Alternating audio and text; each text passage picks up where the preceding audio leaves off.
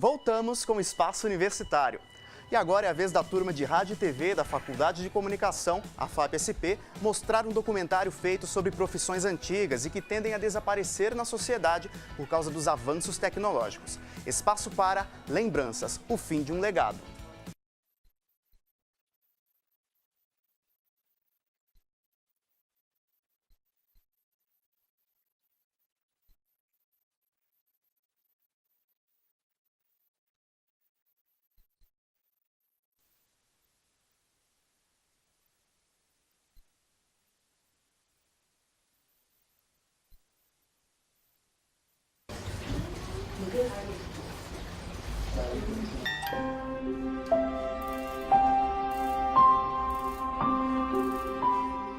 Hoje, cada vez mais, está difícil de ter profissionais, porque todos são idosos.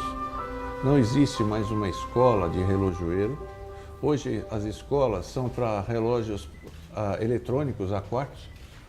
Então, hoje, ninguém tem vontade de ser relojoeiro, porque você não tem volume de produção.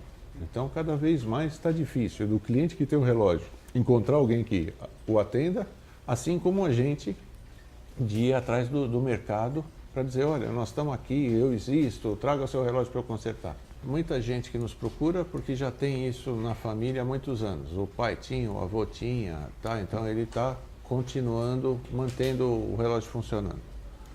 E a gente faz bastante propaganda na internet, no jornal, na Veja, como aconteceu recentemente. E isso traz gente do Brasil inteiro querendo preservar um bem de família. Tá? Hoje, eu digo sempre que a gente não conserta o relógio, a gente conserta uma peça de família. Tá? Então, isso aqui não tem um valor comercial simplesmente, tem um valor afetivo muito grande.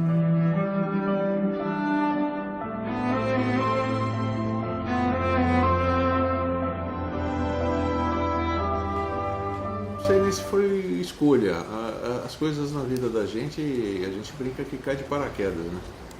Eu, há 20 e poucos anos atrás, estava desempregado e meu sogro estava doente, precisava fazer uma cirurgia, precisava se afastar daqui e não tinha quem ficasse aqui para tomar conta da empresa. Aí eu vim para cá para ficar 6 meses, eu estou há 27 anos. Nós começamos em casa, manuseando os relógios de família. E aí criou-se o gosto, o prazer em mexer com relógios. Na minha família nós temos relógios desde 1878 e esse relógio está conosco até hoje e sempre precisando de manutenção. Então desde criança a gente fuçava até aprender a lidar com o relógio. Para quem quer começar, é aquilo que eu falei para você, você tem que ter aptidão manual, ter paciência, gostar da coisa, né? E normalmente as pessoas começam como hobby. Então a pessoa tem um relógio em casa, começa a fuçar, e aí vai se desenvolvendo, entendeu? Agora, fazer disso uma profissão é bastante difícil, porque o mercado é muito restrito.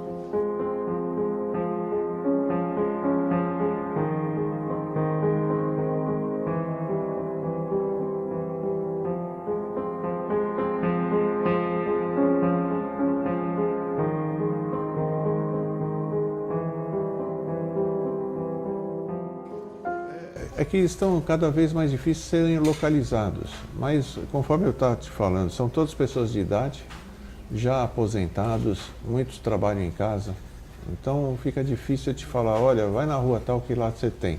No centro da cidade você encontra ainda algumas pessoas que ainda fazem esse tipo de serviço. Os nossos relojoeiros são antigos no mercado, então existe uma espécie de uma cooperativa, de um pedir peça para o outro, um pedir informação para o outro.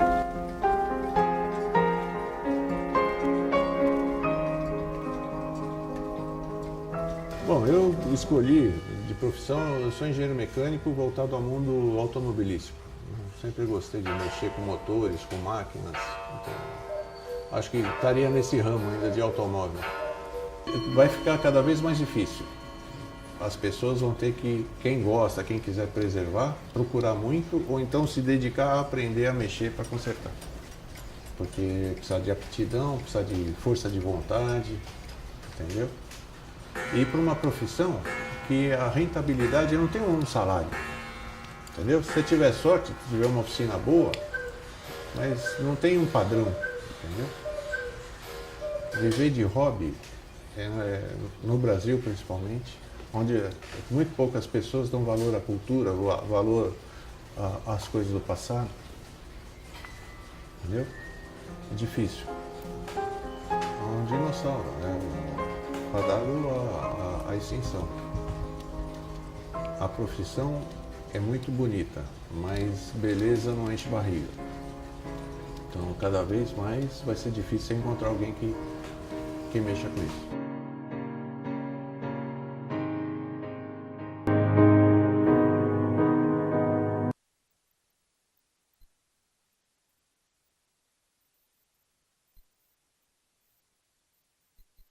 Como é que você vai discutir um futuro? Fala para mim. É uma profissão que, se fosse um bom ramo, não estaria acabando, tá certo? O máximo que se pode se dar, aí mais ou menos uns 5 anos é muito. Muito. Só vai ficar aqueles que vai ficar fazendo concertinho para loja, sabe aquela coisa toda, porque não tem mais, quase não tem mais, né? Nós temos cara que trabalha aqui, pessoas que trabalham há 20 anos, né? 18, 15 e tudo, né? Que trabalha em casa, né? Não trabalha aqui dentro. Então, tem vários. E acontece o seguinte, a gente vai indo até que tem esse pessoal ainda trabalhando, porque vai chegar um ponto que você não vai ter condição de trabalho.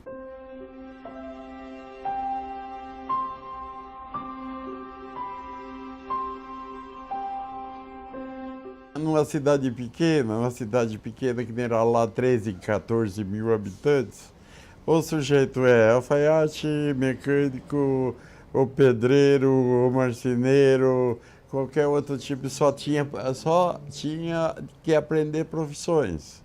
E eu escolhi ser alfaiate.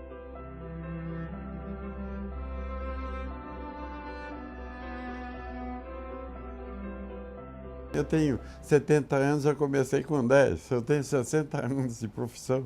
Porque o alfaiate também não pode ser novo. Você sabe disso? Muito novo, ele não sabe trabalhar ainda. Ele vai começar a ficar bom depois de 45 anos, 50 anos, 60 anos. Acontece o seguinte, verdadeiramente não tem professores para ensinar, entendeu? Verdadeiramente está aí, né? E outra, quem está ensinando, não está ensinando para o alfaiate, para ser alfaiate. Está ensinando para trabalhar numa fábrica e tal. Porque o alfaiate precisa trabalhar na mão, trabalhar com a mão.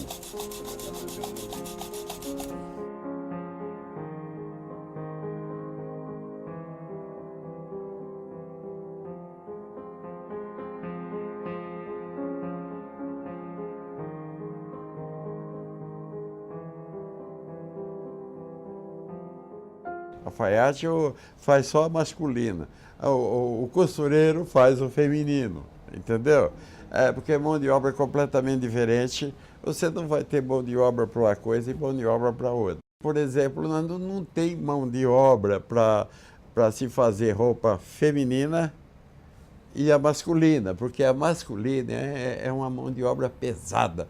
A mão de obra feminina é uma mão de obra mais leve e rápida, sabe? Que precisa aprontar rapidamente, porque a moda muda muito rápido. A gente começa 30, 40, 50, 60 roupas e vai indo porque ele para a prova.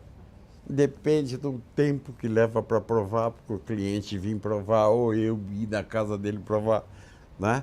Então depende disso. Você vai ter que fazer o modelo, preparar o tecido, né?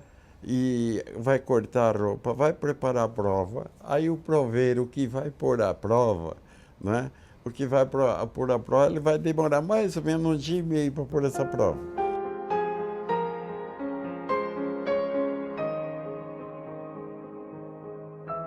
Cliente ia ter de monte, entendeu? Mas não tinha quem ia fazer o serviço.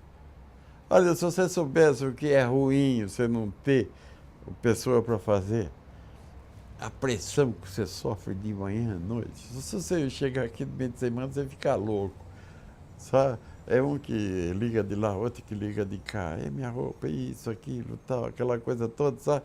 E você não tem nem mais desculpa para dar para o cliente. Você tem que chegar e falar assim, olha, meu, eu estou sem mão de obra para te fazer o serviço agora, precisa esperar um pouco. Aqui, se eu ficar doente, tem que fechar a fataria. Entendeu? Com todo o pessoal que eu tenho.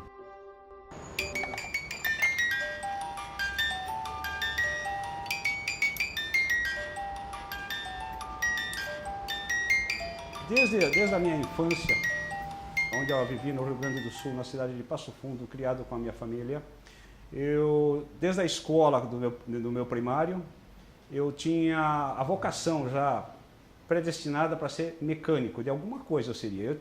Inicialmente eu achava que ia ser de automóvel, que era o que mais eu via naquela ocasião, que tinha uma oficina mecânica bem próxima da minha casa. Com o passar do tempo, eu continuei trabalhando com mecânica. Não era de automóvel, mas qualquer objeto que estivesse a meu alcance, eu desmontava, consertava. E até os dias de hoje, eu trabalho com mecânica. Tornei-me mecanógrafo por ocasião. Eu, desde jovem, colecionava coisas, figurinha, bichinhos, caçava bichinhos. Sempre tive o hábito de colecionar coisas. E isso foi me remetendo até o dia que eu conheci uma máquina de escrever. Conhecia a máquina, mas nunca tinha visto uma como eu vi uma questão de uns 33 anos atrás aproximadamente. E essa máquina me chamou muito a atenção, por ser muito curiosa. Era uma máquina que tinha muitas peças e aquilo me fascinou. Então eu a comprei numa dessas feiras de antiguidade e levei para um mecanógrafo antigo, já na época, beirando seus 80 anos, para ele restaurar ela para mim. Era a única pessoa que podia ser qualificada para a época para fazer tal serviço. E quando o serviço ficou pronto, realmente eu não gostei do que eu vi. Tá? Eu achava que tinha que ficar em melhores condições. Aí a pessoa me falou, olha, eu sou o único que posso fazer e você vai ter que se contentar com isso. E aí eu disse a ele, não, eu vou desmontar essa máquina, eu mesmo vou consertar. E ele, por ironia do destino, ele brincou com a minha cara. Falou, não, você é tintureiro, você não vai. Eu faço isso há 50 anos, rapaz, você não vai nem tirar um parafuso, você não consegue mexer com uma máquina dessa. E eu comecei a mexer nessa máquina, a desmontar. Um amigo meu que trabalhava com isso daí, um mecanógrafo, já também de uma boa idade, veio lá, viu eu trabalhando, falou, o que você está fazendo? Eu falei, eu quero mexer na máquina, eu quero fazer isso. Expliquei a ele o que eu queria fazer. Ele falou, não, mas a máquina está boa. Aí eu falei quem tinha consertado ela. Ele falou, não, mas ele é bom nisso. Eu falei, não. Aí ele viu que eu não ia desistir, me deu algumas dicas dos nomes das peças e as funções. E eu consegui fazer o tal trabalho, e depois, inclusive, a própria pessoa viu e me parabenizou. Falou, poxa, parabéns, cara, você vai se dar bem nisso daí. E eu me especializei nisso. Estudo, sou apaixonado, descobri que a minha vocação, a mecânica que eu tanto queria era essa realmente, não era o automóvel não. Que, aliás, nem eu tenho, não tenho a menor atração pelo automóvel, né? Mas sim pela mecânica.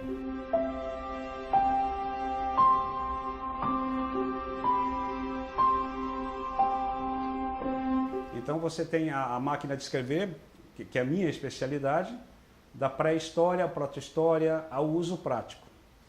Então eu tenho literatura nesse campo, né? Tenho essa sala cultural que eu montei, contando toda essa trajetória, envolvendo a evolução da mecânica, da máquina de escrever em si, né? E os bens que ela trouxe para a sociedade, especialmente colocando a mulher no mercado de trabalho que até então não existia para ela, que eram os escritórios, as repartições públicas, e o homem era o escrevente. As máquinas que eu trabalho, basicamente, são peças de estimação. Eu restauro, conserto máquinas para firmas. Tem muitas firmas que ainda as usam em determinadas funções. Não totalmente, mas há muitas firmas que ainda fazem. Naquela época, não era diferente. Você tem uma máquina, era do meu pai, da minha mãe, do meu avô, era da minha empresa quando eu comecei. De alguma forma você está ligado a ela afetivamente. Há pouco tempo me apareceu um jovem aqui, tem uns 12 anos, eu acredito, 12 anos.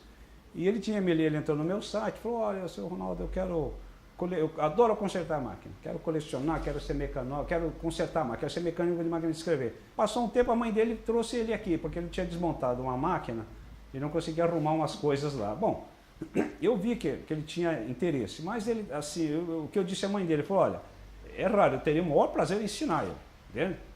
Que você via que ele queria, mas o conhecimento que eu adquiri em 30 anos, para passar em 10, 20 minutos, não tem como. Falei, eu precisaria que ele viesse aqui uns 2, 3 dias, 4 dias, fim de semana, trouxesse uma máquina, ou veio eu trabalhar, eu ensinaria ele. Ela falou, talvez nas férias eu o traga. Entende? Teria, porque é raridade. Agora, tem mais jovens, não assim querendo usar a máquina, escrever com a máquina. E quase todos estão no ramo de jornalismo. Meu pai é escritor. Sempre foi, meu pai tem 91 anos. E a datilografia foi tão importante que eu tenho aqui, por exemplo, tenho o diploma dele aqui, nessa vasilhinha, tirado em 42. Entendeu? E tem a nomeação dele como datilógrafo comissionado para a Aeronáutica, da 34ª base de Porto Alegre, assinado pelo então presidente Getúlio Dornelles Vargas e o vice-presidente Eurico Gaspar Dutra e o ministro da Guerra na época, que assinou no dia da posse. Nos últimos 10 anos, tem dado muito mais gente jovem comprando máquina, pegando máquina do vovô ou da vovó para consertar, por uma curiosidade, por achar graça. E isso causa um interesse, a ponto de você querer estudar a história do objeto, né? Essa é uma formação que eu tive desde pequeno, de colecionismo. E o colecionismo vai te remetendo, dependendo do que você coleciona. Se você veja esse relógio, se você colecionar relógio, você vai estudar a história do relógio.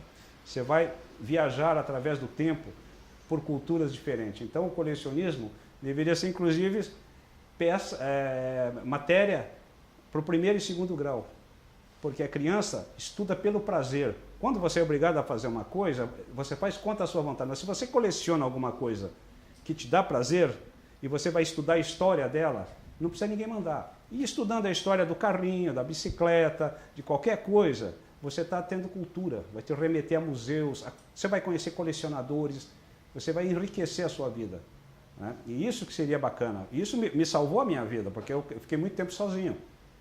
Então eu falo assim para as pessoas, olha, às vezes você não valoriza o que era do seu pai, da sua mãe, seja lá o que for, um móvel, guarde. Se você puder, guarde, não jogue fora, não venda por qualquer... dá 50 reais, leva essa cadeira. Aí um dia você vê uma cadeira daquela bonita num filme, numa loja, fala, puxa, a cadeira da minha mãe tinha uma igualzinha dessa lá em casa, onde é que está? Você não lembra que você vendeu? Ou eu dei, eu joguei fora, foi pro ferro velho, estava aí encostado essa porcaria. Então guarde, porque quem não tem história, não tem futuro.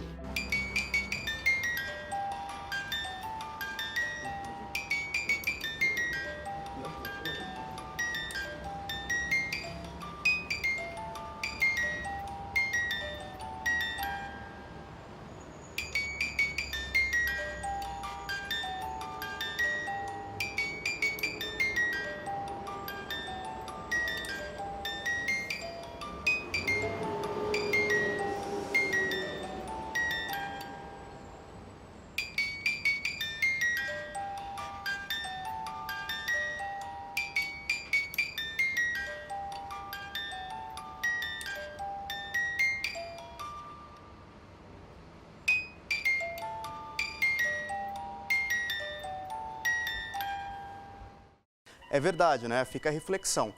O programa de hoje está acabando, mas se você perdeu algum, fique tranquilo, não se preocupa não. Todos eles estão no nosso canal lá no YouTube. Curta a nossa página no Facebook, siga a gente no Twitter e receba as atualizações. E para participar é muito fácil.